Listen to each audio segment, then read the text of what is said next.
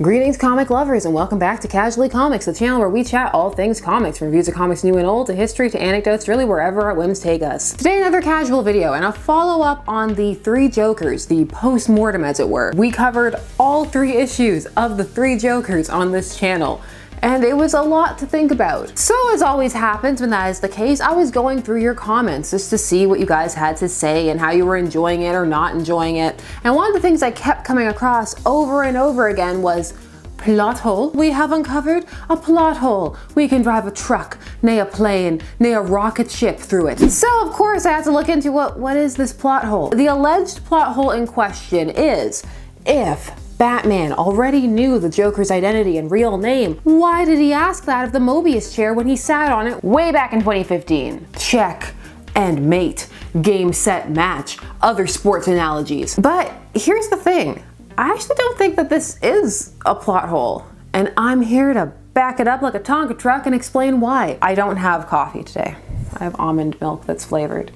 I already had 2 cups of coffee. I need to be stopped.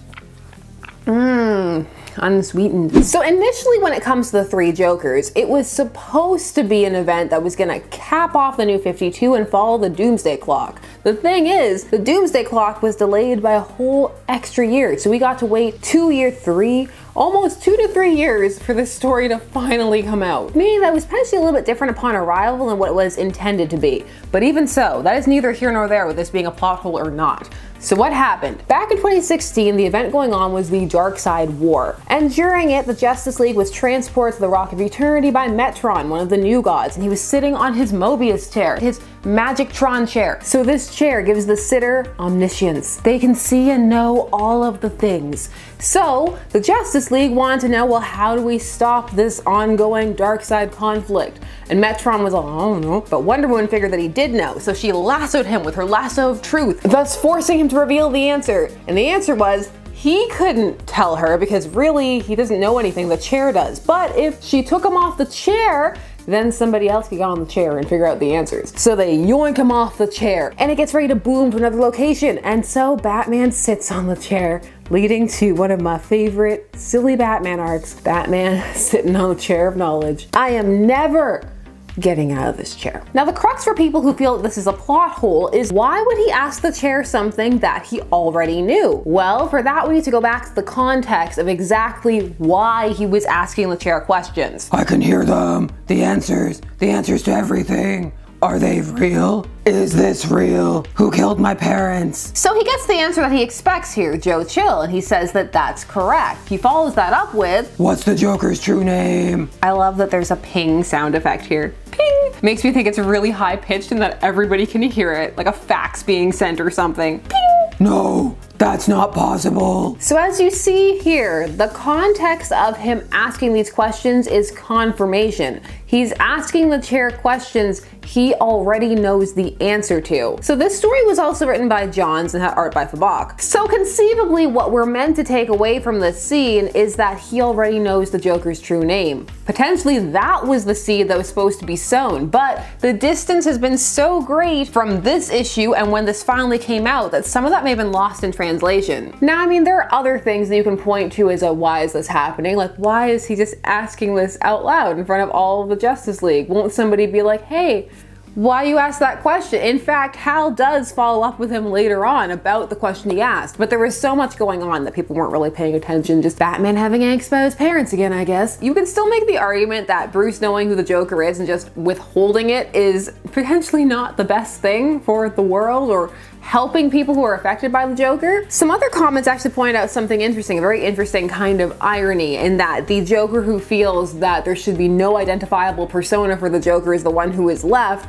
but he is the one with the concrete backstory. That was a nice catch for those of you who got that. So in short, no, I don't think this is a plot hole. I think this is just a case of one of those, I'm asking something to confirm, not I'm asking to learn the answer to something. The reason he's shocked is because he knew the answer and the answer wasn't what he expected. Not just that he asked something looking to learn the answer, because also that would be a really odd time to ask that. Like, hey, universe is ending, but you know what I've always wanted to know? This is about me. this is Batman chair time. So no, I don't think that undercuts anything plot-wise for the three Jokers. There are plenty of things that it does on its own to do that. I loved how many of you were roasting Jason in the comments for not properly putting that note on the door. People like, tape it on all four sides. Other people, why didn't you slip it under the door? Some more people, couldn't you have just broken it from the window and left it inside? You know what? All of this proves he didn't want her to find it.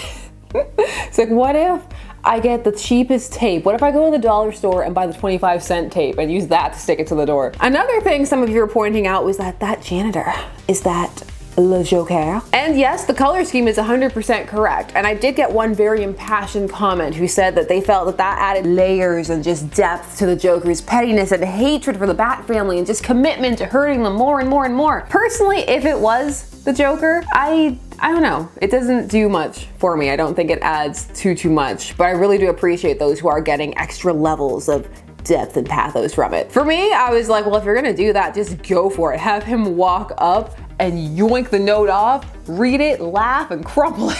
Let's just go for it. So, plot hole? I really don't think so. If you still feel it's a plot hole, I want to hear why down below. I am never sad to go back to the arc where Batman wouldn't get out of a chair and Hal made a construct chair to sit next to him. So yes, this was just a quick casual coffee catch-up. All of the alliterations because it's comics. I hope that you enjoyed. I hope that you had some time to ponder more about the three Jokers or just comics in general. Thanks so much for taking some time out of your day to spend it discussing comics with me. I always appreciate it, and please do all the YouTube things. Like, share, comment, subscribe, and hit the bell notifications so that you never miss a vid. I, of course, will see you again soon. That outro was different. What does it mean? Ooh, 3 sashes. See you again soon. Bye-bye.